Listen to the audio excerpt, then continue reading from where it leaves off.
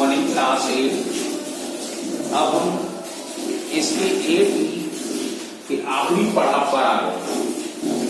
8वां question हमने देखा है। इसमें जैसे हमने समझाया था कि आप लोग इसको कर लेंगे, लेकिन आप लोग नहीं कर सके नहीं करते तो कोई बात नहीं, हम इसको समझा दे रहे हैं कि find the amount and the compound interest 24,000 10% per annum 1/1/2 year.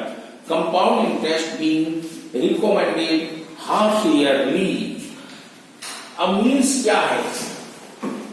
हमने 24,000 रुपए लिए, रेट ऑफ इंटरेस्ट रखा 10% पर annum और टाइम हमने दिया 1.5 साल का, और हमने पूछा है कि कंपाउंड इंटरेस्ट जो लगाना है वो हाफ ईयरली के हिसाब से लगाएंगे, यानी कि जो ब्याज लगाएंगे वो आप हाफ ईयरली के हिसाब से लगाएंगे। तो बताइए हमारी ब्याज कितनी हुई, ये क्वेश्चन था।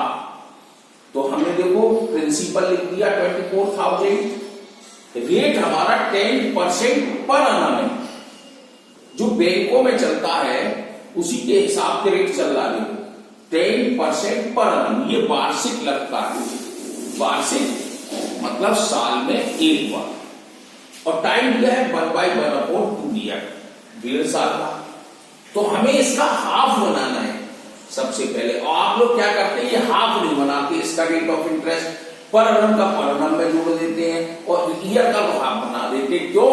क्योंकि यहां पर n की वैल्यू 3/2 रख नहीं पाते आप।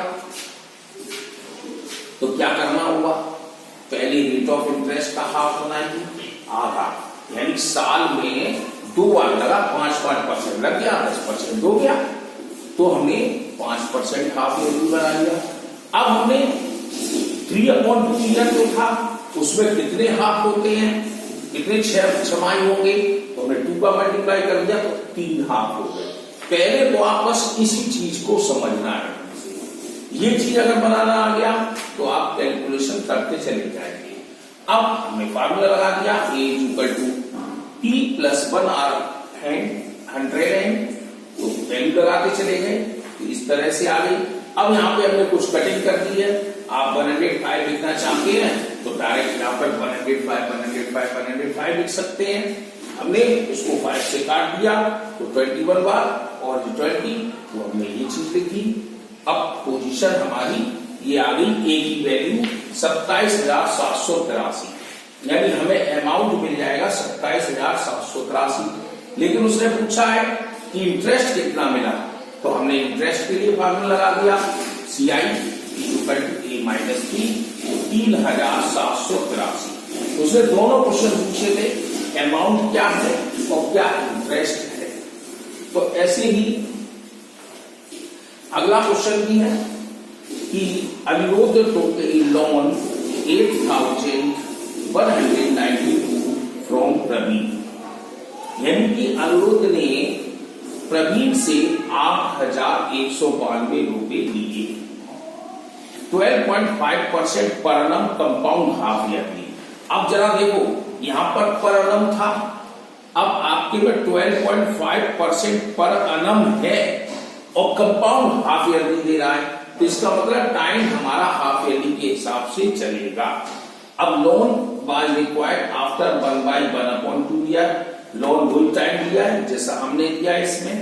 कैलकुलेट द अमाउंट अनुरोध paid to clear the loan, तो अब लोन कितने पे करेगा।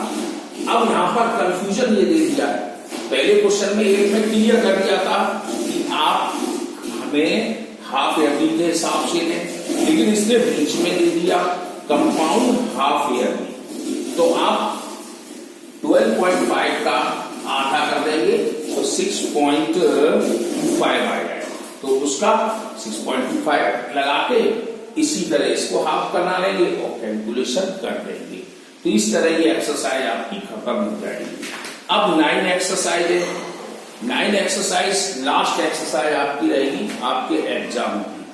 तो इसमें क्या करना है, वेरिएशन पढ़ना है, इसमें डायरेक्ट और इनडायरेक्ट दो मेथड होते हैं, यानी x प्रोपोर्शनल y या x upon y is equal to k का मतलब होता है नियतांक। कोई भी चीज अगर हम लेते हैं, अब जैसे 12 पेंट या एक बिल्डिंग बना रही है, 12 आदमी काम कर रहे हैं, 1 महीने में हमें काम कराना है।